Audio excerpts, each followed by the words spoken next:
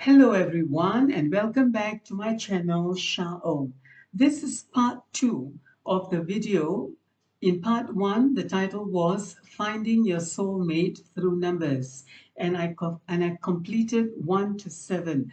Let me continue with number 8. Now ST here refers to Saturn and it refers to the vibration of 8. I didn't put the number here because I had to show you the three corresponding numbers of love for number 8. So this is actually representing the vibration of 8 in terms of love and finding compatible partners.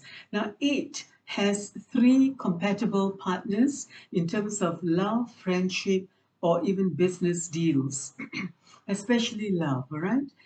Number 1, well, that is to be accepted because 8 is such a luminary in terms of its grandiosity, its wealth and its great extreme materialism, right?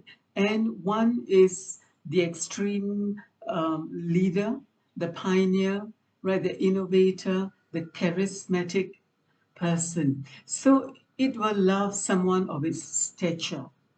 Now, then it also loves number 4. You may be surprised because 8 is so visible and 4 is so private, and yet 8 loves 4 because you see, when you are a hard worker, if you are hardworking like a number 4, where anything given to you, you will make sure you do it, you complete it before the deadline, and you submit it. Anyone would love you. They may not love you as in your personality, your private life, but they love you because you're so dependable. You're rock solid. Remember, by the way, if I move away, if I can just digress a little bit, please remember 4 is always, when you think of 4, you have to think of the symbol of the square, of the cube. That means 6 sides of the square forms a cube. That is the basis of the 4, right? And you think of on earth all the foundation, solid stuff on earth, the 4 seasons, the 4 cardinal points of the compass. So therefore, 4 is very dependable. Although it vibrates to the planet Rahu, and Rahu can be sometimes very unpredictable, yet in a very paradoxical way, 4 is stability.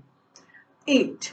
8 also loves 8 just like the way it loves number 1. Rich, visible, charismatic, has all the connections. So, there you have it for number 8. Now, at heart, 8 is not so spendthrift and, hedonistic like number 6. 8 is quite a disciplined character. It may have all the trappings of wealth and everything, but deep in his heart, 8 is quite a simple person. 8 has certain, disciplines in his own private life. 8 enforces some discipline in his or her own private life. 8 is not so lavish as I made him or her out to be. Then finally, MR is Mars, the planet Mars, vibration of the number 9. So this is number 8, Saturn, and Mars, number 9. And I told you earlier on when we did number 3 that, 3 likes Mars because 3 likes 9 because of the networking, and 5 also likes 9. But in terms of 9, having a stable partner for life, 3 would definitely be the one because 9 loves the intelligence of 3. 9 respects all the qualities from 1 to 8.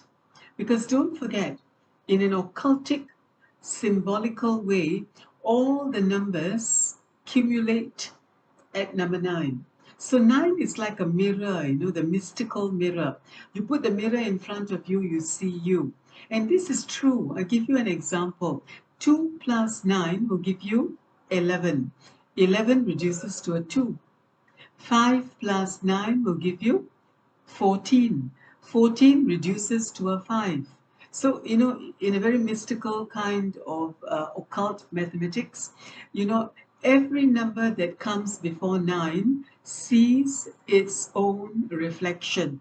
This is a very strong, powerful occultic dictum, just like the other one, as above, so below, or as below, so above. So this is another thing about 9 that is also quite mystical, right? The regions of the occult. But on the whole, we normally think of 9 as a universal vibration, a person who probably is the NGO that you know, someone who works at United Nations, the kind social worker in the neighborhood, the man or the woman who goes around feeding the cats in the void decks of our blocks in Singapore. They serve, you see. They serve humanity, right? And these are nines. So 9 and 3 make lovely bedfellows for the vibration of 9. Now, somebody asked me a while ago, why not 6? Because after all, when we talk of the triad of numbers, 3, 6, 9, right? 1, 5, 7, 2, 4, 8.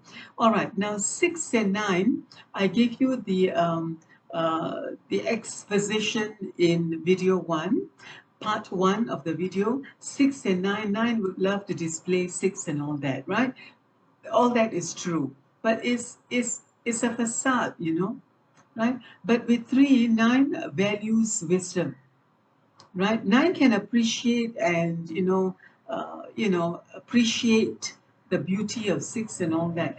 But 9 really values practical wisdom because it can help it achieve things in life, right? And 9 they make wonderful, powerful philanthropists, humanitarian, organizations that enrich, enhance the whole world, that alleviates poverty, that helps with social climate problems and what have you.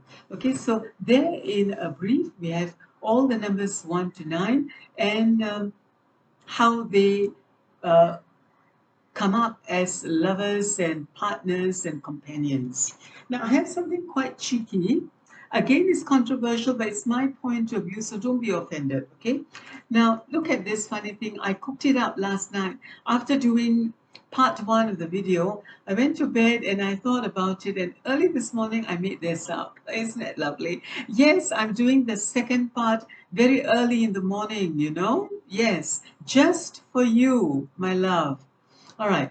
What love made him do? So I put myself I gave myself a project, you see, last night. I said, okay, now you're going to do a bit of creative writing. Imagine you fall in love with the number 1 and he's going to get married to you. Now, what will he do for you? So this is the theme. Now, if number 1 loves me and he wants to marry me, he will probably give me a generous dowry. Number 2 will cook me a loving meal. Number 3 will allow me to share his books. Number 4 will maintain my garden, the hard work. I don't have to soil my fingers. Number 5 will bring me on a cruise. Ah, romantic.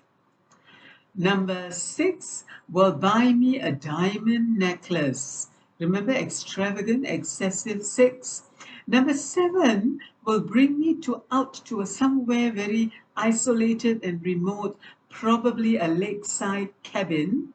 And then, just when I'm sitting down and enjoying the vista, he'll come up to me and say, "Come, I brought my yoga mats. Let's do meditation." Number 8 will buy me an exclusive property somewhere in downtown Manhattan. Yeah. All right.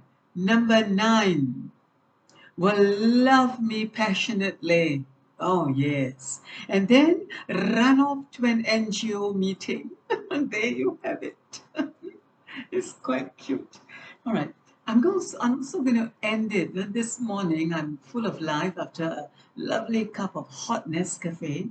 And I want to share with you some love poems. I love poetry. And I've got to impose that on you, my dear friends. A beautiful poem by Elizabeth Browning, Barrett Browning. How do I love thee? How do I love thee? Let me count the ways. I love thee to the depth and breadth and height my soul can reach when feeling out of sight. For the ends of being an ideal grace, I love thee to the level of every day's most quiet need by sun and candlelight. Oh, I love thee freely as men strive for right. I love thee purely as they turn from praise. I love thee with a passion put to use in my old griefs and with my childhood's faith. I love thee with a love I seem to lose with my old saints. I love thee with the breath, smiles, tears of all my life, and if God choose,